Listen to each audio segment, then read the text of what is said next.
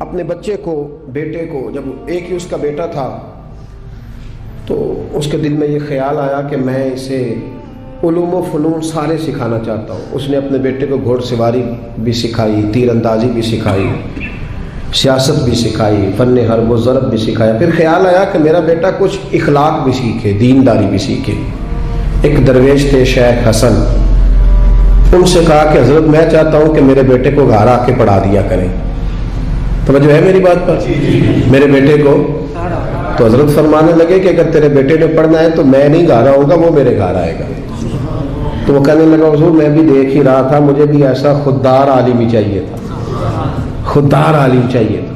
بہرحال حضرت کے گھر وہ پڑھنے جانے لگا تو مسلسل 6 سال وہ طالب علم پڑھنے گیا، اور عام طالب علموں کے ساتھ اس شہزادے نے بیٹھ کر تعلیم حاصل کی۔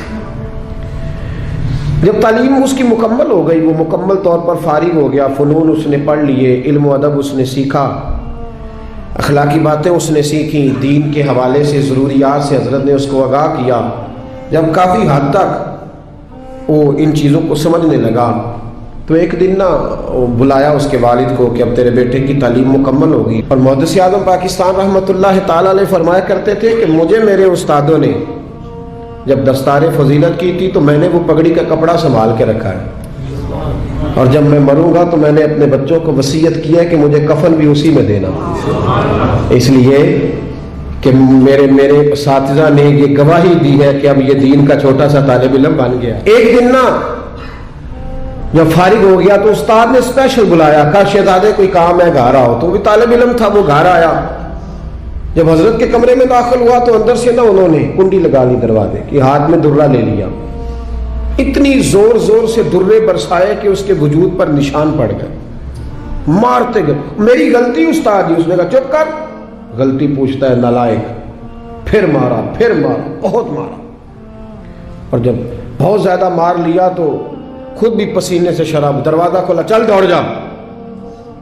شہزادہ تھا نا، باہر کھڑا ہو کے کہنے لگا حضور آپ ظلم کر رہے ہیں، مجھے بتائیں تو صحیح میری غلطی کیا ہے؟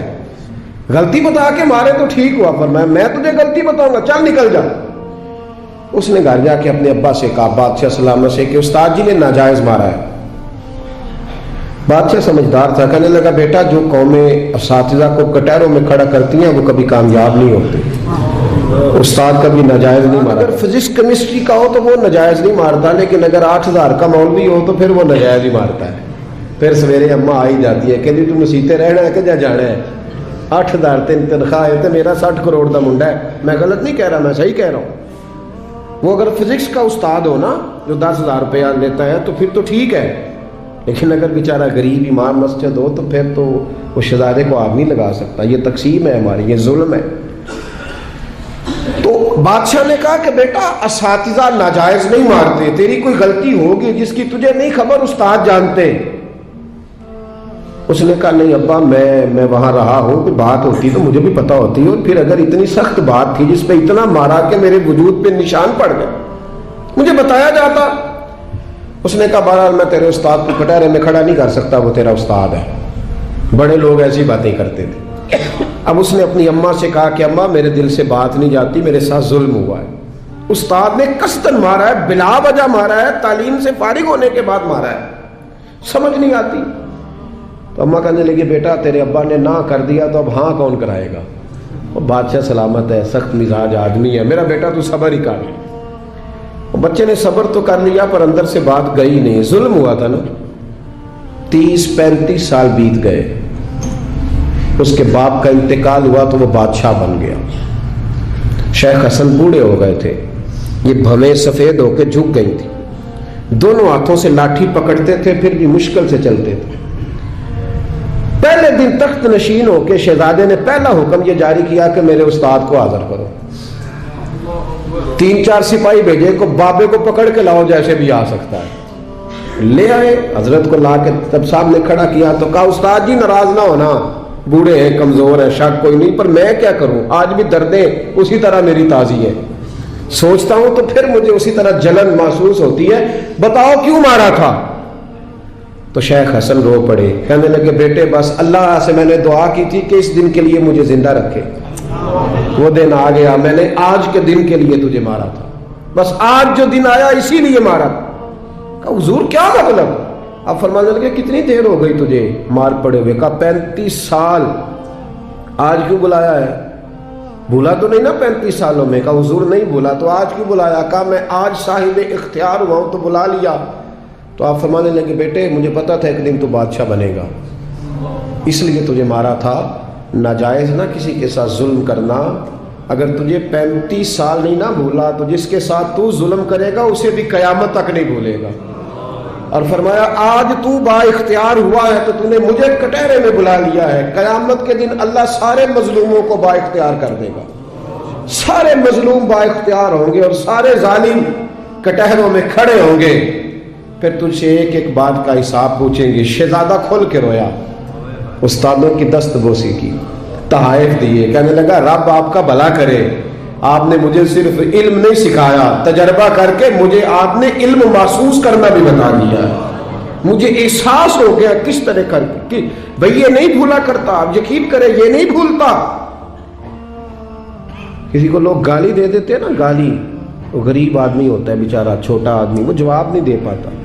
लेकिन जब उस शख्स के, उस चौधरी के, सेठ का मस्जिद में जनाजे का भी ऐलान होता है तो फिर भी गाली याद आती है।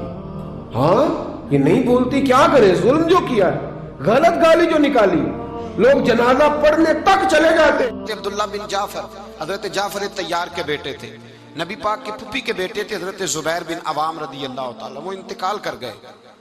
उनका जब विसाल हुआ तो 10 लाख दिनार का कर्जा था उन पर, और जो जमीन उन्होंने छोड़ी वो जमीन बंजर थी। लो सुन ले, जिन पर कर्जा चढ़ा हुआ है वो नुस्खा भी सुन ले। जिन पे कर्जे हैं ना, जो तंग दस्त हैं, जो रोज रुके भेजते हैं दुआओं के बड़ी परेशानियां बड़ी परेशानियां, वो वजीफा सुने, वो वजीफा सुने। हमारे जमाने में वजीफे लेने का रिवाज नहीं, तवीज लेने का रिवाज है। लेना चाहिए, तवीज बुरी चीज नहीं, अच्छी चीज है, लेकिन ज्यादा काम बरकत वाला क्या है?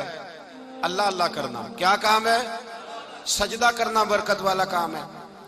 हजरत अब्दुल्ला बिन जाफर तैयार कहते हैं मैंने कर्जा लेना था जुबैर बिन अवाम से, वो विसाल कर गए। मैं उनके बेटे के पास गया, अब्दुल्ला बिन जुबैर के पास। मैंने कहा पैसे लेने थे। कहा बिल्कुल लेने हैं, मेरे अब्बा जी मुझे वसीयत करके गए, लिख के गए कि ये पैसे देने, और वो ये लिख के गए हैं, मैं जिंदगी भर कोशिश करता रहा हूं, अदा नहीं हो सके। बेटा तेरी जिम्मेदारी है मेरे कर्जे अदा करना।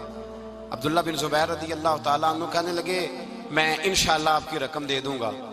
तो अब्दुल्ला बिन जाफर तैयार कहने लगे भाई हम दोनों आपस में हैं, कोई शय नहीं छोड़ के गए आपके अब्बा जी, कोई चीज नहीं।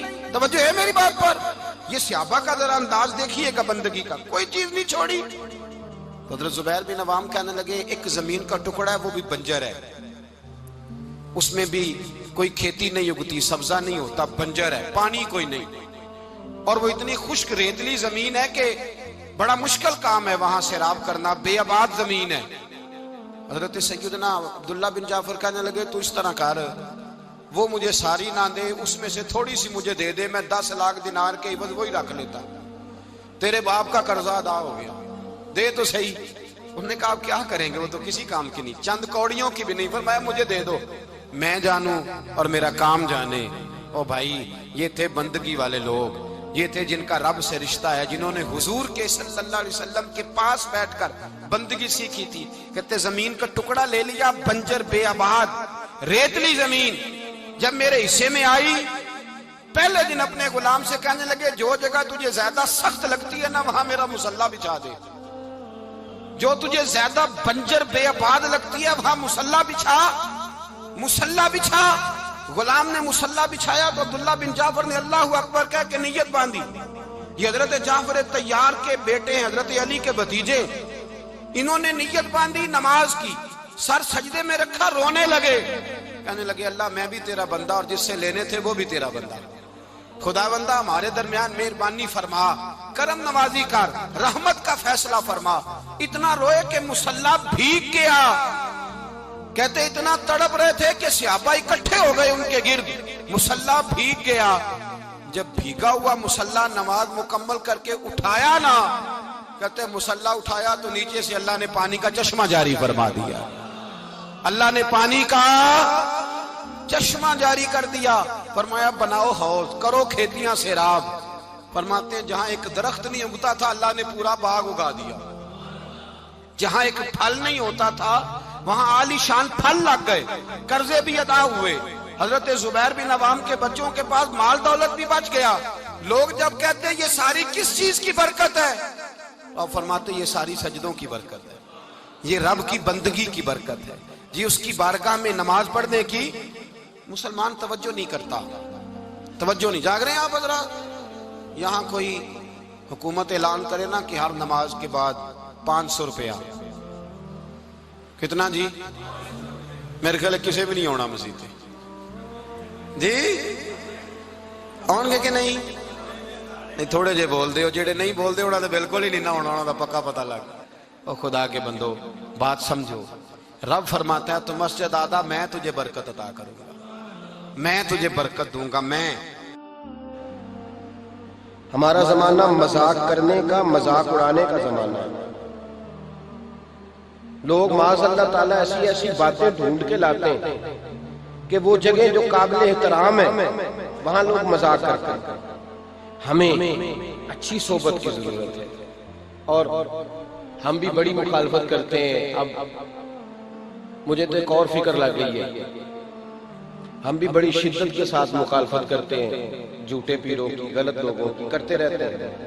لیکن اب فکر لگ گئی ہے کہ جھوٹے پیروں کی مخالفت تو بڑی ہو گئی, سچوں کی حمایت کا وقت بھی نکلتا جا رہا ہے. اب یہ مسئلہ بھی بڑا درپیش ہے.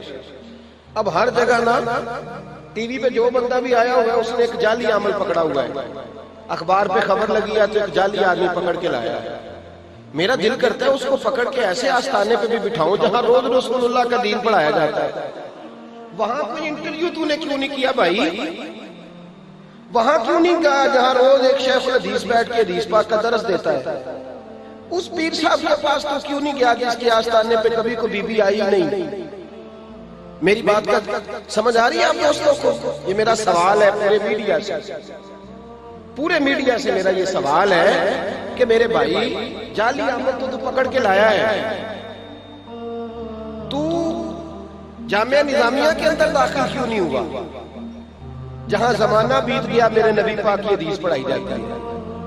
وہاں جا کے تم نے اساتذہ کا انٹرویو کیوں نہیں کیا؟ وہاں تو کیوں نہیں پہنچا؟ وہ لوگ بھئی برا آدمی تو تو نے معروف کر دیا, اچھے آدمی تک تو کیوں نہیں گیا؟ جانا چاہیے کہ نہیں جانا چاہیے؟ بھئی ہمارا بھی عجیب ماحول ہے, عجیب رنگ ہے, عجیب طرز زندگی ہے. ہم لوگ چلے بریلی شریف کا آستانہ تو بڑا دور ہے, میں یہاں کی مثال دیتا ہوں. آستانہ علیہ سیال شریف چلے جائے, مرکز ہے نا ہمارے یہاں, مرکز ہے نا, رسول اللہ کے دین کی بات بتائی جاتی ہے. نبی پاک کے آپ نے دیکھے وہاں سرکس لگتی ہو, جھولے لگتے ہو, بولے نا, تو آپ میڈیا کو مشورہ کیوں نہیں دیتے کہ ادھر بھی ایک چکر لگا کے آؤ؟ کیوں نہیں مشورہ دیتے آپ؟ شرک پور شریف ہے, حضرت کیلہ والا شریف ہے, حضرت کرمہ والا شریف ہے. یہ میں آپ کو وہ والے آستانے گنوا رہا ہوں جو آپ کی رینج میں ہیں, ورنہ آپ اس سے باہر جائیں گے تو آپ کو بڑے بڑی خیر ملے گی دنیا میں, بڑی بڑی خیر. سارا میڈیا بھاگ کے چلا گیا اس آدمی کے پاس جو جعلی تھا, جو عورتوں کو لوٹتا تھا. حضرت مولانا ابو داؤد صادق صاحب کے ادارے میں کیوں نہیں گئے؟ وہاں کیوں نہیں گئے؟ کیوں نہیں اس جگہ گئے جس شخص نے اپنی ساری زندگی گزار دی ہے, کسی بی بی کا منہ ہی نہیں دیکھا؟ ادھر کیوں نہیں گئے تم لوگ؟ خیر کی جانب سفر کیوں نہیں ہوا؟ اب اس قدر زیادہ ایک منظم طریقے کے ساتھ اہل اللہ کو بدنام کیا جائے. اور اگر آپ نے ابھی تک ہمارا چینل سبسکرائب نہیں کیا تو فوراً سبسکرائب کیجئے, ساتھ ہی بیل آئیکن پر کلک کریں تاکہ مزید آنے والی ویڈیو ہے وہ آپ کو وقت پر ملتی رہیں. اللہ حافظ.